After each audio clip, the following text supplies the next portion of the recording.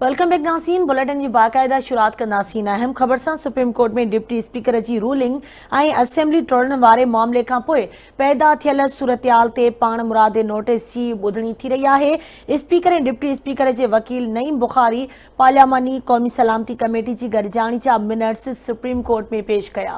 बिल्कुल नाज़रीन, आखिया कहीं पिया परडे वज़ीर और कौमी सलामती जो सलाहकार इजलास में शरीक न हुआ। जस्टिस जमाल मंदूखेल रिमार्क्स दिना तो छा परडे वज़ीर पार्लियामानी कमेटी के इजलास में मौजूद हो।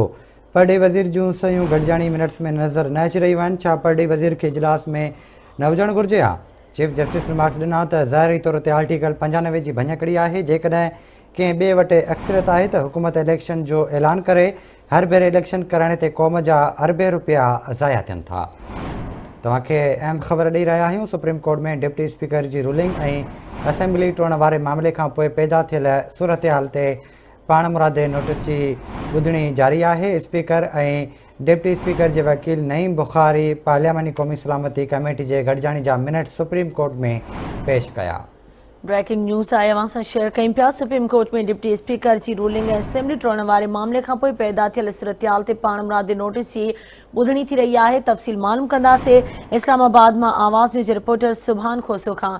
सुभान, कहिड़ा तफ़सील आहिनि बुधनी के हवाले से? जी बिल्कुल, स्पीकर की रूलिंग है उन अदालती जो पाण मुरादो नोटिस है उन केस की बुधणी जो 5 रुकनी बेंच ऑफ जस्टिस उमर बंजाल की सरबराही हेठ जारी है। बुधणी जो शुरू थी तो सब पहला सदर जो वकील है अली ज़फ़र उन दलील हुआ वो मुकम्मल थे। उन वज़ीर आज़म जो वकील है इम्तियाज़ सिद्दीकी उन भी दलील दिना। उन यो माज़ी में अदालतूं असेंबली कार्रवाई में मुदाख़लत न कंदियूं आहिनि। उन चीफ जस्टिस उमर बंजाल उन रिमार्क्स दिना। उन ज़ाहिरी तौर पर स्पीकर की रूलिंग है वो आइन के आर्टिकल 95 के खिलाफ है।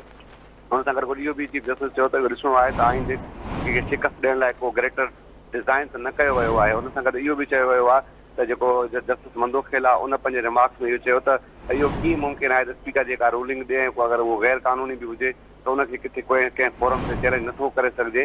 उन खां पोइ जॾहिं जेको अटॉर्नी जनरल आहे उन जी रिमार्क्स शुरू कया त जस्टिस उन खां पुछियो त छा तव्हांजो जेको अॼु जेको आख़िरी केस आहे त उन चयो त अगरि तव्हां चाहींदो त पोइ मुंहिंजो इहो आख़िरी केस हूंदो।